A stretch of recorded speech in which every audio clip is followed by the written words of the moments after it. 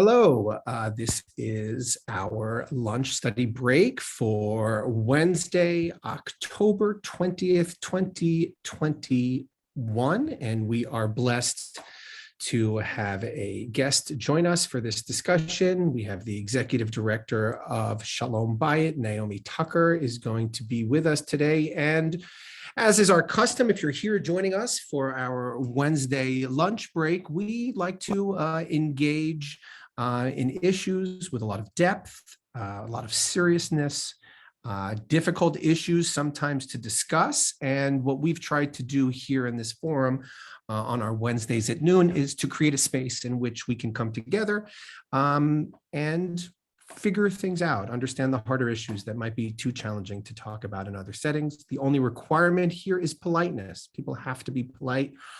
They don't have to agree with each other, but we need politeness in order to carry on any conversation. So first, I want to thank Geraldine Gelt, who is one of Congregation Shalom's board members. Geraldine's like, okay, I'm going to thank you anyway, Geraldine, one of Congregation Shalom's board members. She's on the board of Shalom Bayit, and she has helped to facilitate this conversation. It is Domestic Violence Awareness Month. And so we have two programs that we are going to be hosting with Shalom Bayit and with Naomi Tucker. This is the first of two programs. The idea of this is to understand what's going on in our homes, what's going on in our relationships, what's going on in our families, what's going on in our Jewish community, how has COVID impacted those relationships, what is the work that Shalom Bayit is doing, and what can we do as a community to support that work and to support the people who are currently suffering. This is, as I've been saying, this is not something that is new to our people. You find it in this week's Torah portion. The idea that there is domestic violence that is happening in our homes is as old as our Torah, and I'm sorry to say it is still with us. And that's why organizations like Shalom Bayit and what they do are so important. And I just want to add, particularly important during COVID, especially when people do not have the access to people outside of their homes or to other resources, or when they have a lot of barriers in terms of getting the help that they need. So what I said before we started recording is, if you have a question that you would like to ask, what Naomi and I are going to do is we're going to engage in a topic. And I had a blessing of talking to Naomi yesterday. And as those who join me every Wednesday know, we got into Torah and just some beautiful takes on the Kedoshim. And I would love to carry on a conversation about the importance of the work that Shalom Bayit does and some of the key Jewish values that Naomi and I have had the opportunity to talk about.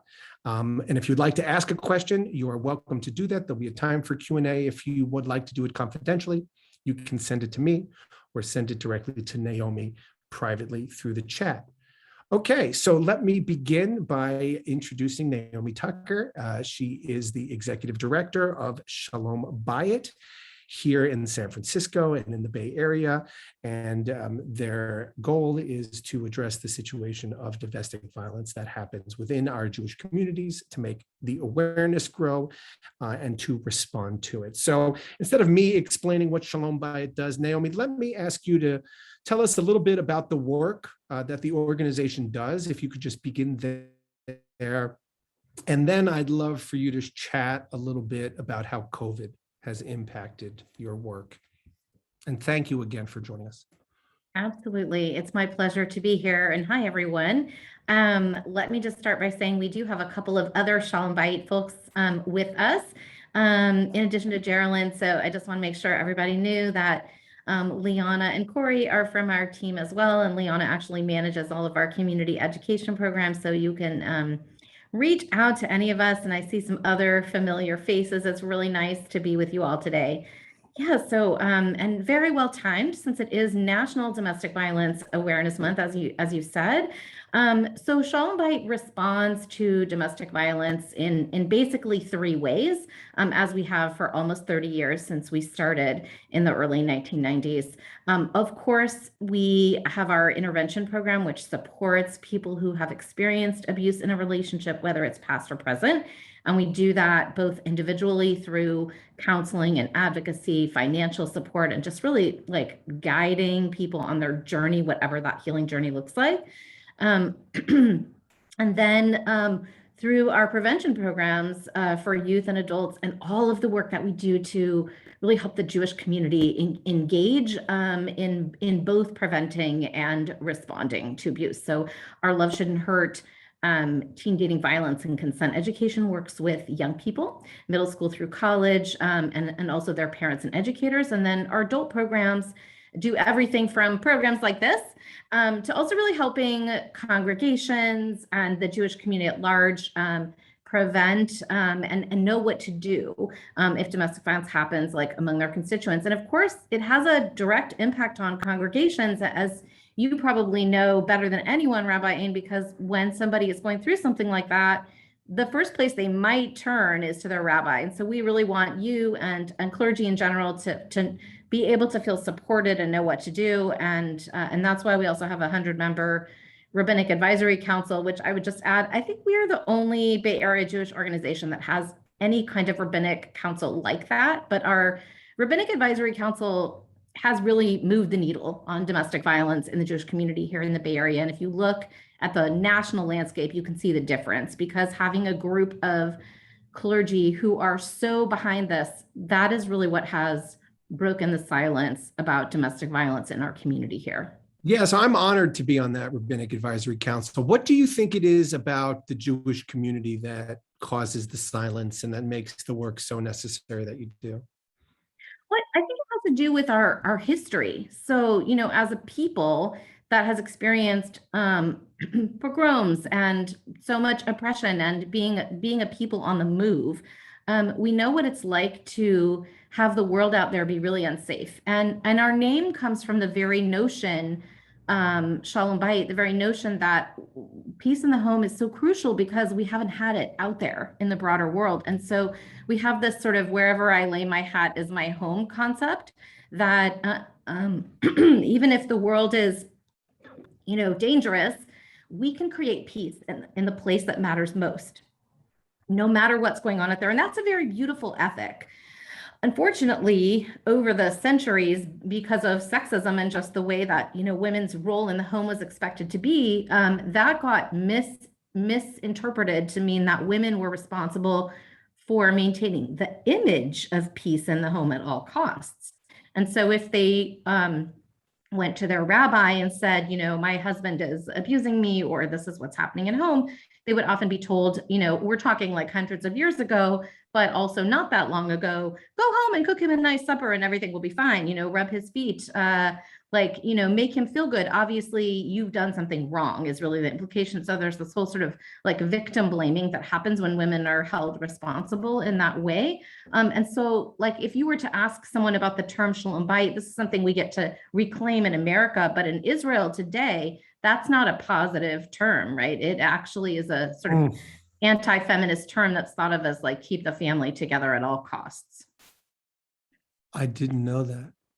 Wow. Yeah, so that silence. Yeah, no, it makes sense. It makes sense how people would just hear that and just think of all of those, just shut up and wow, that's really sad. That's that. I think, there's a positive in reclaiming that and saying we actually believe that everyone has the right to be safe of all places, most in their own home. And so, that's what we work for. Amen. So how can we, I guess, cut through that silence, or that, I think you're right. I think clergy are often on the front lines. In fact, I say I'm usually the first person to tell a couple that they might want to seek counseling. I sometimes feel it's my job to, if they come to me and they have an argument about kashrut or Shabbat or whatever it is. And, you can pick up that these issues are much deeper than the religious issues. And so sometimes I'm the first person to tell a couple that, but I guess I'm curious to know, well, at what point does it pass that? Like at what point when you learn of abuse as a clergy person or as a community leader, what more can be done? I'd love it if you helped us here. Yeah, we're here to help. I think there's actually so many things. So one really important thing is just to understand that, and to be able to recognize when abuse is happening. So because knowing whether something is, the kind of normal fight that happens in every relationship, or has crossed the line to become abuse or something in between, it actually affects how you respond. So as a really clear example, if you were working with a couple where there was abuse happening, you would want to right away counsel them separately, because we don't do couples counseling when there's been abuse. It can actually increase the danger and the risk. So that's one really clear example of like knowing. And then if you're not sure, then we always encourage people, whether a rabbi or a therapist or police officer, call us and we'll help you make that assessment, because sometimes those situations are complex. But when we look at relationships happen on a continuum, right? They aren't just either perfect or terrible. Sometimes they are really healthy, and sometimes they can be abusive, but sometimes you have relationships that are somewhere in between and they're unhealthy, but they aren't necessarily abusive. And so when we're trying to understand that distinction, we look for basically understanding the definition of abuse. Is there one person who is systematically controlling the other person? That's really the key question, because abuse is about power and control. It can have different manifestations. Physical violence is one of them, but only one of them, right? There's a lot of things, tools that somebody could use to control their partner. So we want to try to understand where they are on that spectrum, because that affects how we're going to help them and whether there's potential for change. In terms of, you asked a great question about like the silence and how do we break it and how does it matter? I think, we have a really a value in Judaism around naming. And so what you just said actually about like reflecting something back to someone is so powerful. Like if you think that a friend is being controlled by their partner, is having a hard time at home, like being able to say to them, hey, I noticed when they said this to you and that wasn't okay. Like, you don't deserve to be treated that way. That's like step one. Yeah, but then they yell at me. But then they yell at me when I say that. And then they berate me and say, how dare you get involved in my relationship? You don't know what's going on. And I think people are afraid to say anything because of that reason.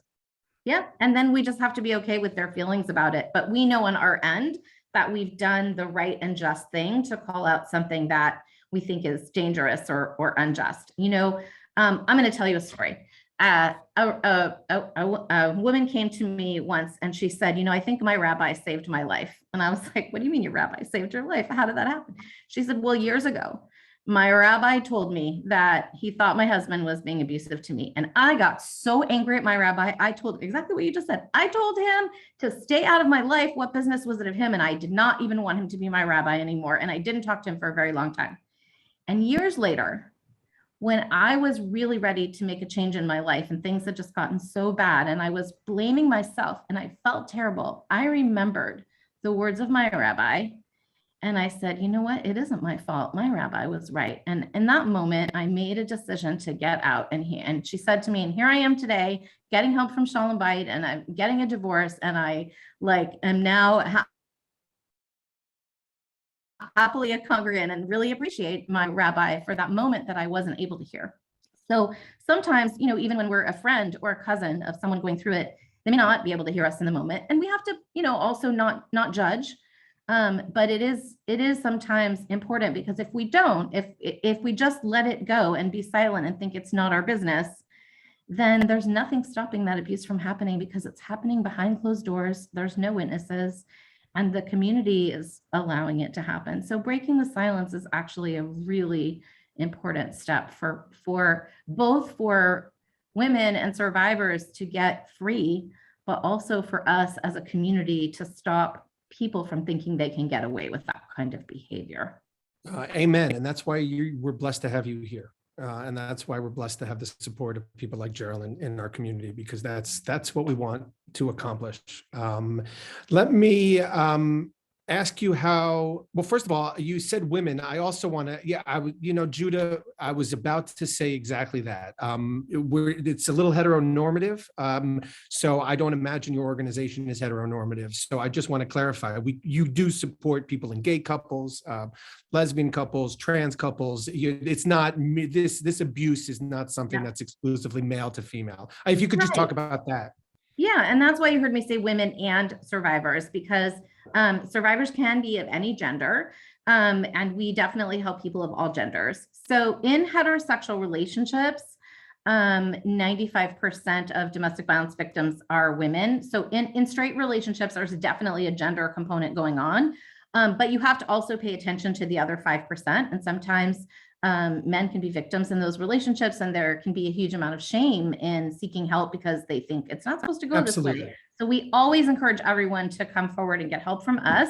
And then, yes, it happens at the same rate in same-sex relationships. And so, women with women partners and men with men partners and people who identify as non-binary or transgender can also be in abusive relationships, sometimes at higher rates, just because of the homophobia and transphobia that exists in the world. So it's really important for us to recognize that. And I think it's important to pay attention to the fact that, in heterosexual relationships, there's a huge gender component, and that's not an accident. That has to do with, our societal beliefs around how we treat women. Thank you. No, I appreciate that clarification. So tell me about the last 19 months, which I imagine have been less than great. It has been rough. Yeah. So, on the first day of shelter in place last year in March, we got a helpline call from a woman who said that she hoped she would get COVID and land in the hospital because at least there she would be safer and it would be less bad than being at home. And that was only the beginning, the tip of the iceberg of the kind of trauma that we began to see, and that the whole world began to see with the huge spike in domestic violence that's happened during the pandemic. So, it actually got so bad that, even the Pope and the head of the United Nations were talking about it, and that, this is not an issue that usually gets their attention, but globally, and it has been true at Shalom Bayit also, we've seen about a 25% increase.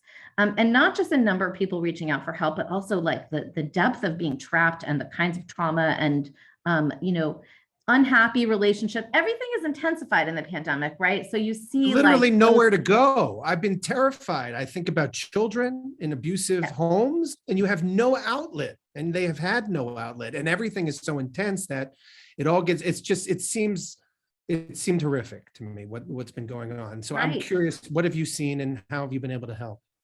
So in the beginning, it was actually really hard to know what to do because all of our usual avenues for helping people were shut down. Shelters were taking in, were open, but taking in fewer people because of social distancing. Courts were closed, so you couldn't get like a restraining order or custody protection for your kids.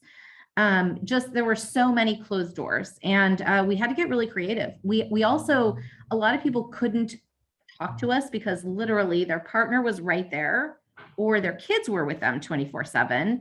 So they didn't want to have a conversation about what was going on in front of their kids. So we had to, work out like whispered plans with people where they would make an excuse to go out and walk the dog, or, as things started to open up, that part eased up a little bit. But we, in the very beginning of the pandemic, we actually did something that we never do. And we called every single one of our clients from the past year and a half to just do welfare checks and see, like, are you okay? How can we help you? And then the next thing we started doing was getting money out to people, because some people couldn't leave their house to get food. Other people couldn't pay their rent because they lost their job in the pandemic. So in the first year, we gave out $20,000 in emergency grants. And we were ordering food on Amazon, and our doors have remained open because of the nature of our services. So we're still here. I'm here in our offices, and we've been open the whole time providing services. But luckily, we've always done a lot of our work by phone. We have a toll-free helpline, so that has remained accessible for people. And some of the things that we did in person, like our support groups, those have just, translated to phone now. But I would say that the level of trauma that we dealt with so many people trapped at home, especially in the beginning, was pretty hard on our team. We moved from having one counselor to 4, while so many Jewish organizations were furloughing their staff. We were actually hiring because the work had intensified so much. But I'm really proud of our team and how we've been able to help everybody. We've had to create new tools for safety planning during COVID and get really creative when people, you can't just go stay with your parents or a cousin, or, those kinds of things are harder now. So we've had to make individual plans with each person, and it takes, it's much more time intensive. But as things started to open up a little, we are now seeing those people that were very, very trapped starting to move. And, the other sort of hidden, when you look at the impact of the pandemic on domestic violence, in addition to those people that were literally trapped at home with abusive partners, there's all the other people who had left an abusive relationship and are alone or alone with their kids. And there's like a level of isolation for trauma survivors that is really, really tough. And the importance of community. I mean, this really signifies the importance of community, obviously. Yeah. Can you tell me, you mentioned, and I think we've all experienced, life in COVID is intense.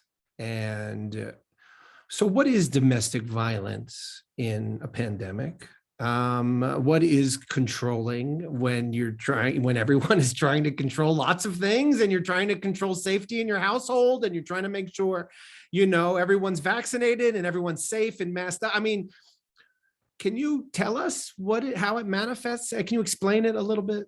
Sure. Yeah. I mean, some of the things that go on are some of the things that are no different in or out of a pandemic. There's just no escape from them. And that's what makes it so much more dangerous. Because people can't, kids who are watching, for example, one parent be abusive to another could at least escape that during the day at school, but then they had to be, in it 24/7. And so and then, for them and for the survivors who are experiencing that level of fear, there's just, the intensity of the abuse hasn't necessarily changed, but you can't get away from it. Then there are some things that are different, like, we did have people saying things, reporting to us things like, I have a health vulnerability and it's really important for me to be really careful, but like, my partner is refusing to do that and is, yes, I have experienced cases of this. Yes, different opinions on COVID, different opinions on safety. How does that manifest? Yeah. So we had a really interesting dilemma where, public health directives and family court directives, nobody really knew like which law takes precedence, right? So from a legal standpoint, very complicated when you have people saying don't leave your house, that's a public health edict, but a court document that says the kids have to go back and forth between these two parents' houses, and how do you ensure the safety protocols? And actually, when we had clients who would like go to the judge in family court and say, can I get can we put a pause on this because public health order says stay home to stay safe? And the judges were like, well, we don't have jurisdiction over that. So it's been a big it's a confusion. Nobody knows. Wow. Right. And then, abusers will use whatever they can and whatever's going to get to you most effectively as a tool of control. So if your fear is COVID because you have a health vulnerability, that's what they're going for, right? And so we heard a lot of threats too, like I'm going to bring COVID home, or refusing to let women go to work, the opposite, right? You can't go to your job because you're going to bring COVID home and then not having any income. So pretty much using, weaponizing COVID as another tactic of control. And when you're already a trauma survivor, and then we're living in a global kind of climate of fear and trauma, it's just, the mental health impact of that is tremendous. So that leads me to my next question is, for those of us who haven't been touched by this, what can we do?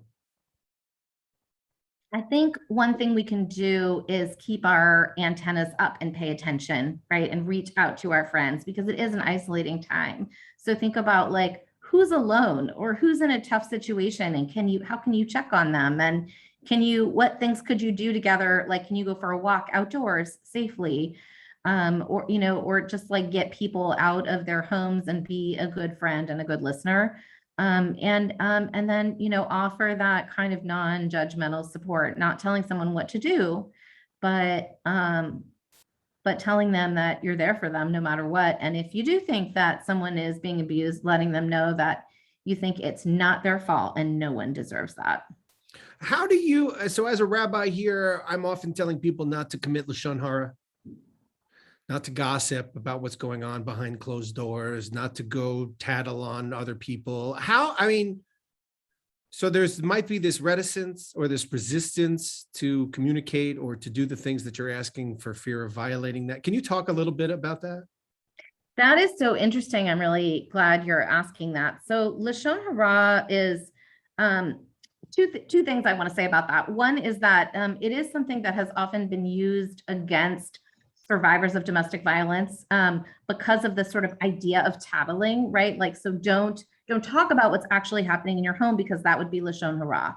And that is, we see it even written into a Jewish divorce, as sometimes a contingency, like you can have your Jewish divorce, but the rabbi and the Beit Din will say, but then you can't talk about it. And that is perpetuating the silencing. And I think it's actually counterintuitive to what Torah says in the actual line about Lashon Hara. So if you look at that line, it comes from Leviticus 19:16, and Hold on. it is. I can put it up for you. Hold on. Oh, great. Oh, absolutely. Hold on 1 second. Yeah. So while you're grabbing that, Yes. I'll just say that, it's from this verse in Leviticus that is a whole section that's talking about right behavior. And so the prohibition against Lashon Hara is, not to be a gossip monger, right? But it's half of a sentence. And what is the other half of the sentence? So we're going to see if we're pulling that up. All right, so here's Kedoshim. This is the heart of the Torah, as Naomi mentioned. This is how we are. If you open the Torah and you cut it in half, you're going to have the holiness code. How do you achieve holiness? This is where Naomi is talking from. Revere your mother and your father. Keep the Sabbath. Don't make idols or molten gods for yourself. Then we have this. When you reap the harvest of your land, don't reap all the way to the edges of the field. Leave it for those. Don't pick your vineyard bare. Don't steal. You shall not deal deceitfully or falsely with another. Don't swear falsely by God's name. Don't defraud your fellow. You shall not commit robbery. Okay. Which verse are you looking for here? You shall not insult the blind. 16. 16? Mm-hmm. You shall not render an unfair decision. Do not favor the poor or show deference to the rich.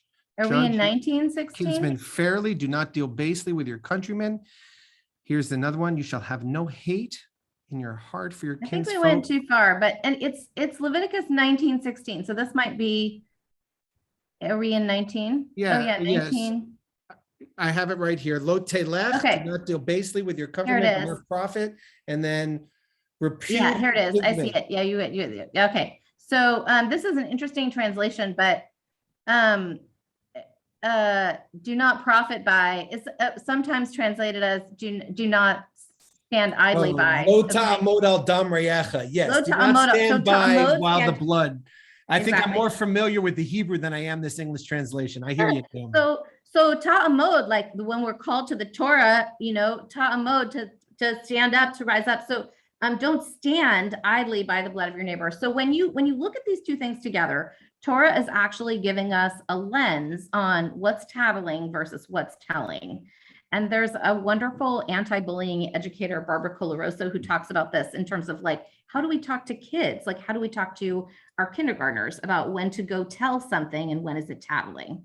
And her lens, actually, even though she's not Jewish, I think she has a very Jewish neshama, very Jewish soul. She thinks of this in terms of actually what Leviticus 19:16 is telling us. If it is primarily going to get someone in trouble, if that's the intent, to get someone in trouble, then it's tattling and we shouldn't do it. But if the intent is to primarily get someone out of trouble, then it's telling and we have to do it for safety, right? Then it's our moral obligation to do it. And that's exactly what this juxtaposition in Leviticus 19:16 is saying. We shouldn't stand idly by the blood of our neighbor, right? If something is going on, we don't just say, oh, that's my neighbor's house, it's none of my business. We are actually commanded to speak out because we got to stick together and stand up for each other, right? We can't let harm happen and not say something. It is actually our Jewish obligation to say something if harm is happening. On the other hand, we shouldn't speak idly, meaning we shouldn't just, for this idea of like getting someone in trouble, say, so-and-so did so and such. And so that's really the lens. It's the lens I use with parents when they ask me tough questions like, my sixth grader's friend is cutting herself, and the friend has sworn, like, don't tell anyone, but like, I feel like I should tell this to their parents or the teacher. What should I do? I don't want to jeopardize my child's friendship and confidence. And that's one of those moments that we say, from a harm reduction perspective, it is actually more important to break that confidence and speak out because of what could possibly happen. And so, that's scary. You can imagine that's scary for people, right? Very scary. Right. And so I think, that's how I like to talk to kindergarten teachers about, like, how to teach their kids these moral lessons. And like, we don't want them to just be silenced. We actually want them to have a lens about, is this tattling or telling, right? Is it helping someone out of danger? Versus is it just hurtful or bullying? And that's the same lens that we all can use when we're thinking about, this question of, like, breaking the silence about domestic violence.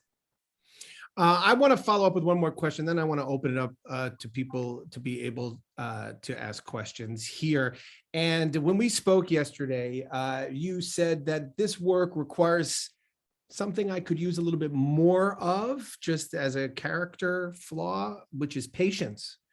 Can you explain that a little bit?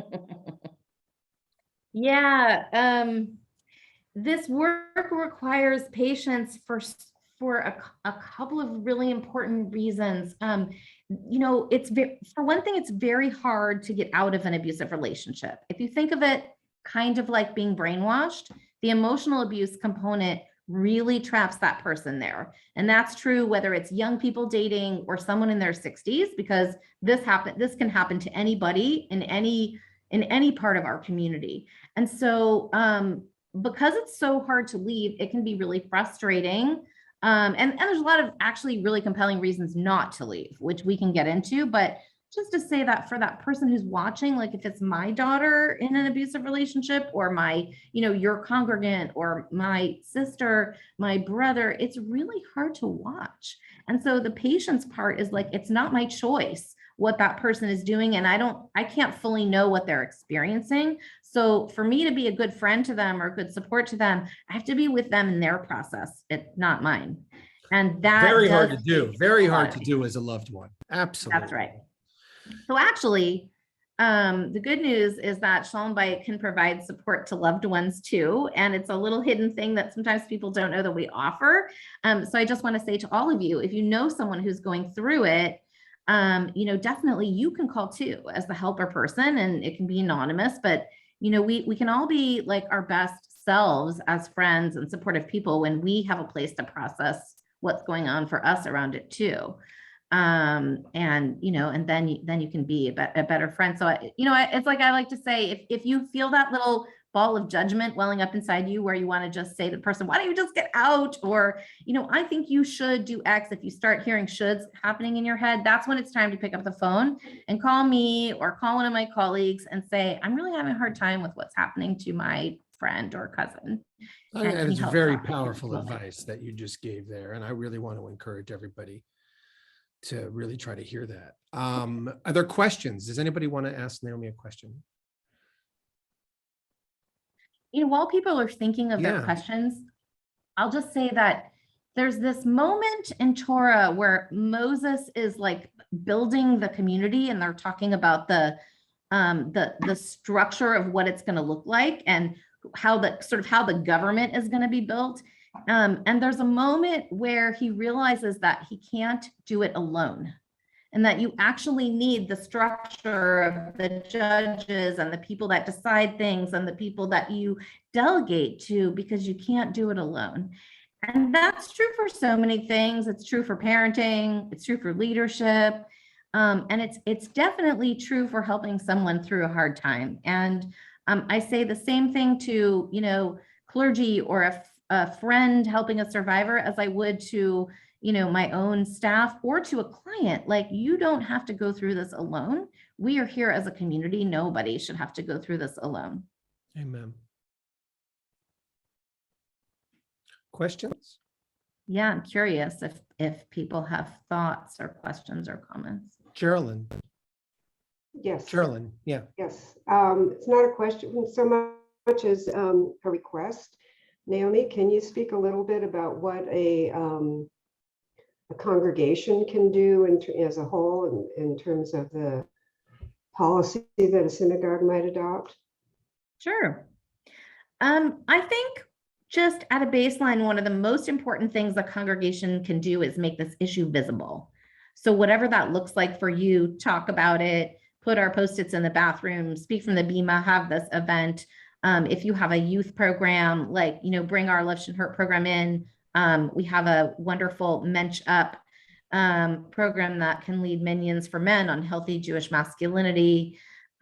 We do work on healthy workplaces and healthy boundaries. I think, a rabbi once said to me, when a colleague of his had said, "Oh, we did that program last year."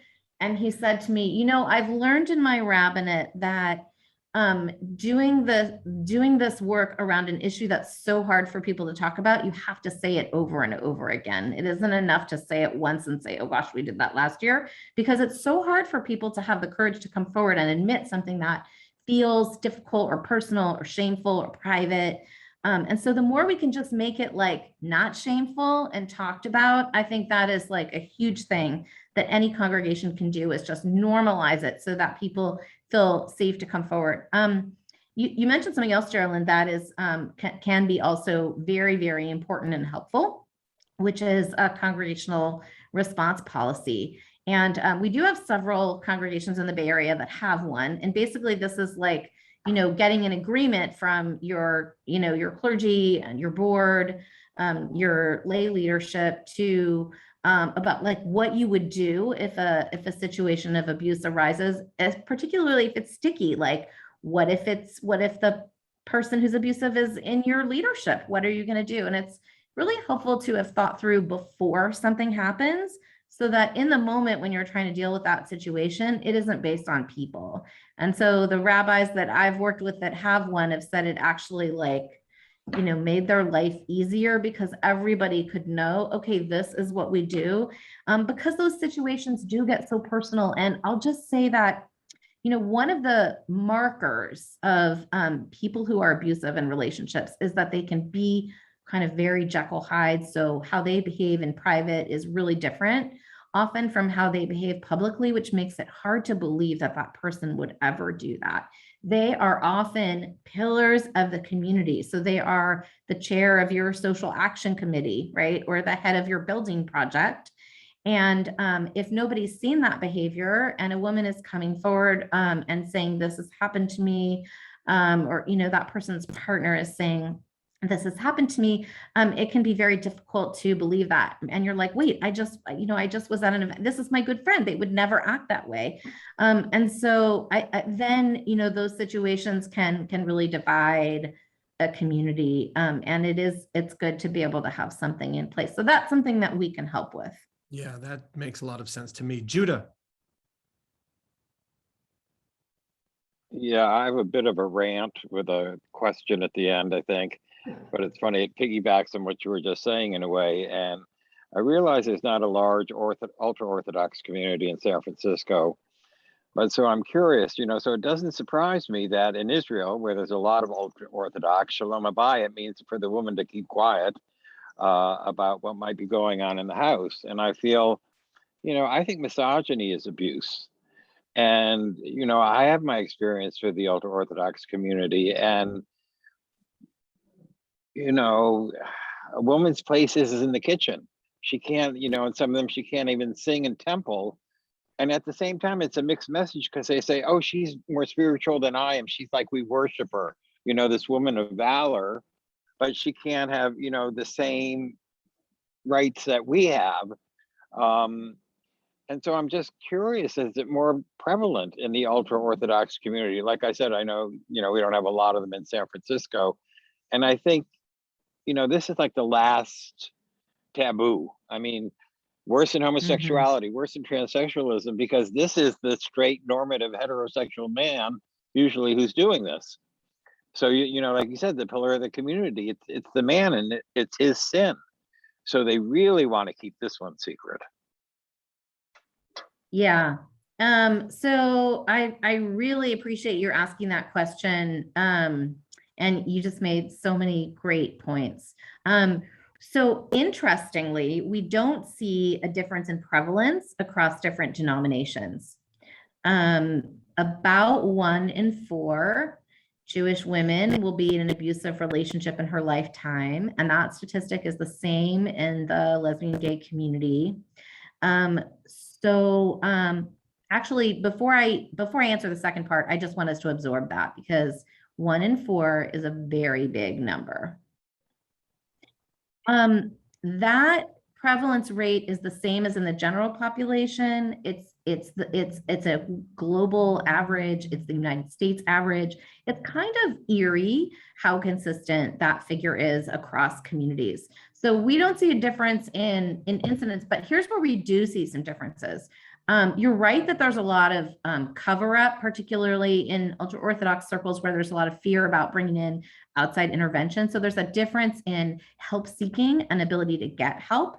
And that is directly correlated with how the leaders in any given community are supportive or not supportive. So back to the questions about like what a community can do and why that matters, or what a congregation can do. If the leaders in a community are trying to cover it up and not deal with it, there's going to be much more entrapment and perpetuation of those things. In the Bay Area, we're so blessed, you know, in our Orthodox community here, we have incredibly supportive rabbis. And therefore, when abuse happens in the Orthodox community here, those rabbis are on the phone with me immediately, or they are counseling, you know, those folks to get help, or they are the ones making the get happen. So we just have a really incredibly supportive rabbinate here. But if you look in places where the rabbis are not aligned with their local domestic violence agencies, that's where you see rates of people not being able to get out. So it isn't so much that it happens more, but it really affects people's ability to get help. And it also, you know, abusive partners will use whatever justification they can, right? So yes, in the ultra-Orthodox community, we see people using all those things that you talked about, right? And there is so much, you know, I mean, we could get into like the sexism inherent in a lot of that, but I find it interesting that even though that is super problematic, that in, you know, more progressive reform or conservative circles in America, we don't have a lower incidence rate of domestic violence, even in San Francisco, where we think like, you know, we're more feminist and egalitarian.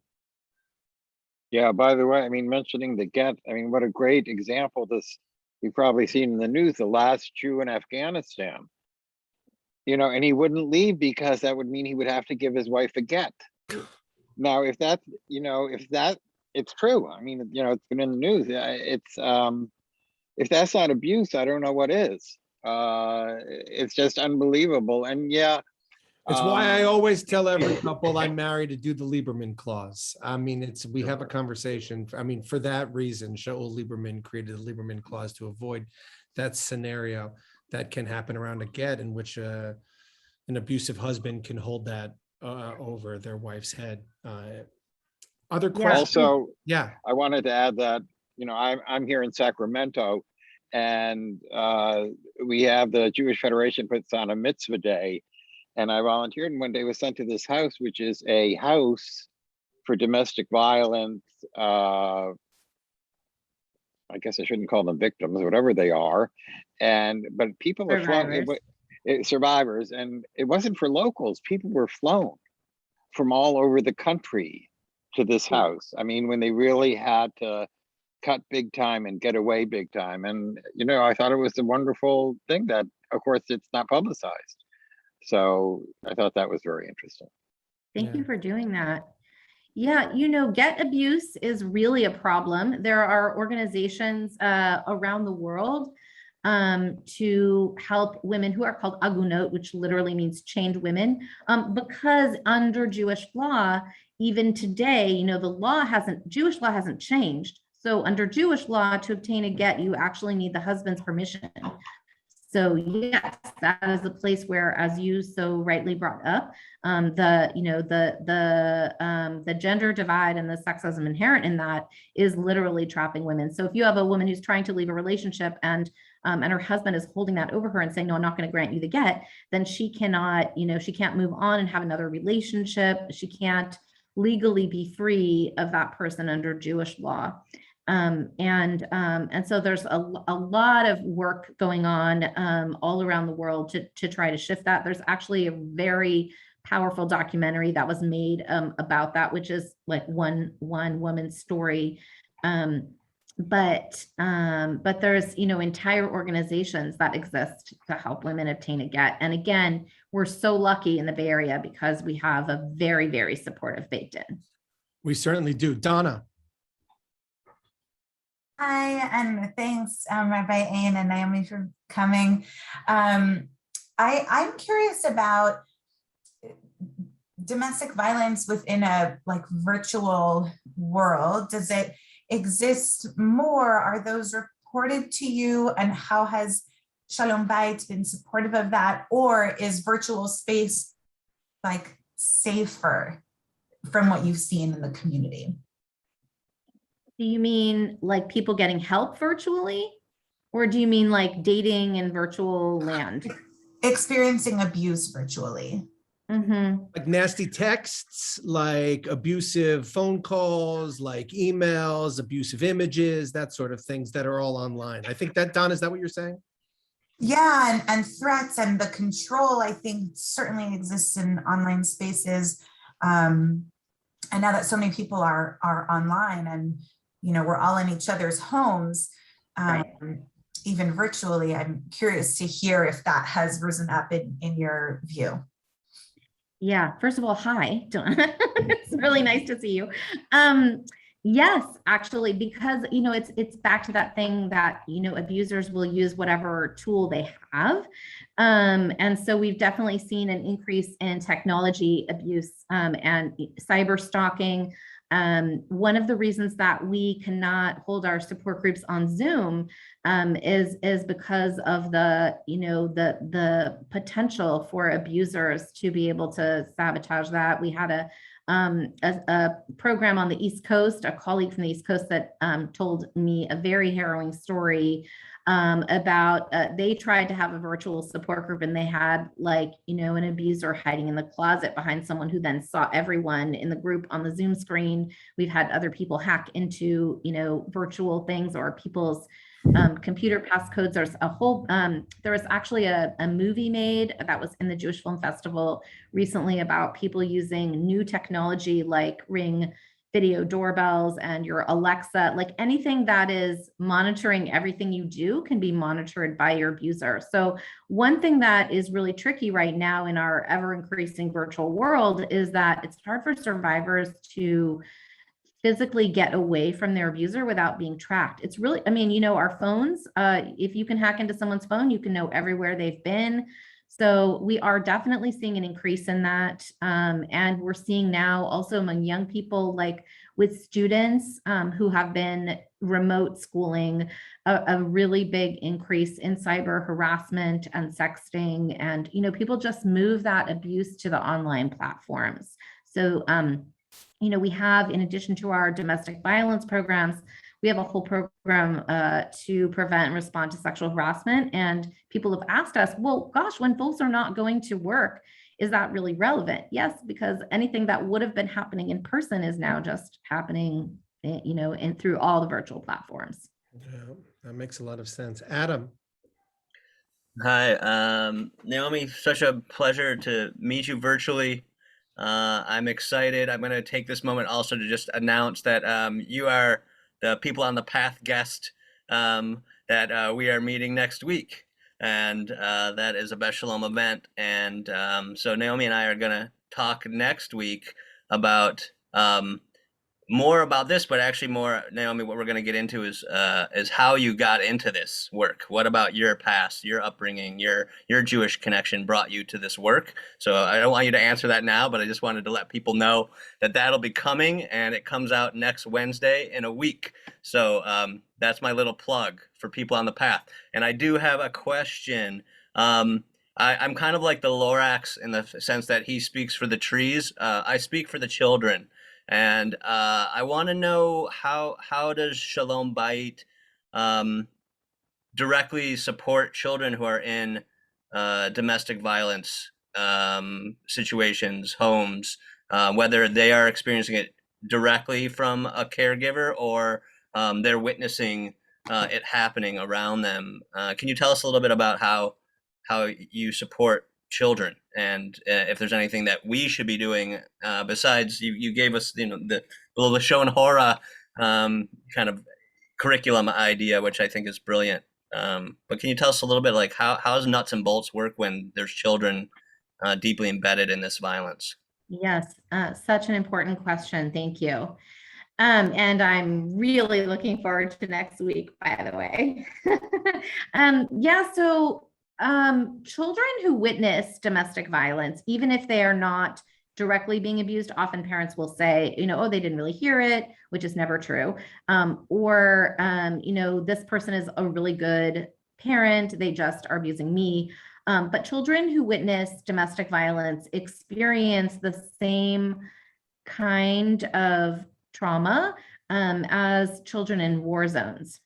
And when you think about it, they are literally experiencing a level of danger and lack of security in the place and with the people that they are supposed to be most protected by. And so there's no safety for them. We could have a long conversation just about all the ways that can manifest in their lives, but children who grow up exposed to domestic violence at home do need intervention. And here in the Bay Area, we have one of the leading organizations that really created the field of responding to children exposed to violence in the home, which is the Child Trauma Project in San Francisco. And the Child Trauma Project, they're the ones responsible. You might have heard about the ACEs study, the Adverse Childhood Effects Study, that includes witnessing abuse, but many other things as well. And what they found at the Child Trauma Project is that the most important intervention for kids is to get them away from the abuse and to form a bond with the non-abusing parent. And so, particularly with kids like 0 to 5, getting them into parent-child therapy. We don't do that at Shalom Bayit, but we make those referrals to Child Trauma Project and other places. So that they can start to heal from that exposure. And they've actually found that kids' brain chemistry can be altered by that kind of trauma, and that the parent-child therapy can actually, at a young age, reverse those brain changes. So it's quite powerful. We, like I said, we don't do direct work with kids, but we do help the kids in many ways. So first of all, you want mom or the survivor in that situation to be able to be strong.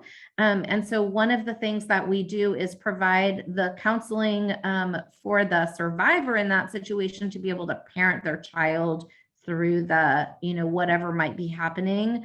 And we work real closely with whoever else is supporting those kids. There's also a piece on the prevention end that I think is really important to mention, which is what we teach young children, even if they're not being directly exposed to violence at home. And so we, in our parenting programs and in our teacher education, we talk about like, how do you teach young children, even very young children, like babies and preschoolers, the nuts and bolts of consent and like what it means for them to learn to be in control of their bodies, and to feel, to create the culture where they feel safe talking to their camp counselor or their teacher at school or a trusted friend if something is happening, so that we can get them help right away. So we really want, we want kids to feel empowered. And here's just 2 examples. Teaching kids, how do you do that with kids very young age? You want them to understand what they have control over and what they don't. And that means we have to give kids real opportunities to have some control. So for example, every kid has to be in a car seat when they're little, right? But you can tell them, you can give them a choice that's really meaningful if they're fighting that. Not like, do you want to get in your car seat? And then they say no. And then what are we teaching them? Well, you have to anyway, even though you don't want to. So like, that's an underlying message that we actually don't want children to take away. So we shouldn't offer them that choice because it isn't optional. So we should be saying, do you want to buckle yourself in, or do you want me to buckle you in? Like offering them choices that are real, actual choices. Another just classic example with kids is the hug. Like, when, Grandma Sue comes over or Uncle Joe comes over, are you going to say, like, you have to go give Uncle Joe a hug? Like, what is that teaching children about body autonomy and their ability to use their antenna if something doesn't feel comfortable? Especially children of leaders and public figures. 100%. Absolutely. That's correct. I want to touch on something, Rabbi Ain, that I think is another just like Jewish angle on how to look at this, which is how we across the whole spectrum, whether we're talking about children or adults, how we actually think about our language, and just pulling together that concept that you brought up in the beginning of breaking the silence and how we talk to people. There's a really important Jewish concept that I know you and I love to both talk about, which is the concept of tochacha. That was going to be my next question. You got it. We were on the same page. So tochacha is the notion that we offer a gentle, respectful rebuke when it is called for, so that we teach our children and that we practice ourselves. When something is uncomfortable, we say, I'm not comfortable with that, right? This is part of building a culture of consent also, or that we say, that we call something out, like, hey, I didn't like how you talked to that coworker or how you talked to your wife. And you call it when you see it, but that we do that in a way that is actually able to be taken in, right? So the Jewish teaching about that is twofold, both that we speak out, that's the lo ta'amod al damrecha, right? Not standing idly by, that we speak out, but that we do it in a way that doesn't cause further harm and that can actually be taken in. And there's a piece right after that Torah verse that we looked at that I think we started to get to there, that comes right after that in Leviticus. That is about not hating not hating your kin in your heart, and reprove your kinsmen, but incur no guilt because of them. So, and what does that mean? Again, like, you are called to speak out if something is wrong. Like, it is our Jewish moral obligation to actually do the tochacha, to reprove your kinsperson, right? But not bear a sin because of them, not incur guilt, not do it in a way that you walk away having, like, done some harm. So, there's a very deep Jewish value about not humiliating others. Talmud tells us that's humiliating another person is just as bad as shedding blood. And that's how we look at abuse in relationships, that there is not a better or worse between emotional abuse or physical violence.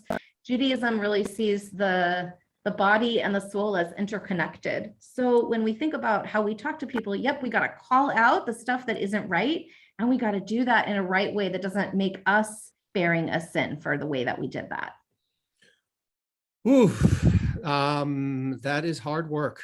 And I think we are blessed to have you here with us in this city, in this region, to help us with it. It is, I've been blessed from our conversation yesterday and from today to really appreciate your wisdom. It is no small task to be a part of a Jewish community, to be a leader in a Jewish community, and to try to serve people in the midst of a pandemic. And it's hard to know how to create those balances between competing Jewish values. But I loved your explanation. I feel it's one I can tell my kids. If the tattling is to get someone in trouble, don't do it. But if the tattling is to get someone out of the trouble, go do it. I feel like that's so simple. My 7-year-old can understand it, and it's beautiful. And I always tell him, don't be a snitch. So I'm going to add that to my don't be a snitch line, because I think it's very important that we have to begin to break these silences. So I want to thank you again, Naomi, for coming and to be a part of our community, for sharing your wisdom with us. Is there anything you might want to say? Somebody might not feel comfortable to have even attended this session, but this will be on our YouTube website, so that anybody is free to watch it at their own convenience or in their own privacy. And if you can you're welcome, of course, to reach out to Shalom Bayit. How do they do that? We're here for you. Everything that comes to us is completely confidential. So people can reach out to me by email, or they can call us. Always, we're here 5 days a week. We have also an emergency number on our voicemail. So you can call us anytime that you need help, and we'll be sure to support you confidentially. And we really walk with each person, whatever that journey looks like for them. So I just, feel free to reach out or encourage your friends to reach out to anyone on our team. And it's really been my pleasure both to be here today and to do this work. Yeah, every thank day. you, So thank Naomi. you so much. We're gonna make this an annual thing. I think every October we're gonna bring you back and we're gonna update this. I really loved Wonderful. I loved your point, which is we did that program last year. It's like, so what? I mean, that's exactly right. So I think we should make this a plan, Geraldine and Naomi, to have this conversation every October. And I want to encourage everyone, if you're wondering who Naomi is, you want to hear more about how she ended up in this position, her Jewish life, the path that she has chosen. Adam Lowy is going to be talking with her on the next edition of People on the Path, which will come out next Wednesday. So I want to wish everyone a good rest of the day and continue to be on a lookout for more awareness and more programming that we have coming out of Congregation Beth Shalom. Thank you so much. Thank you. Thank you.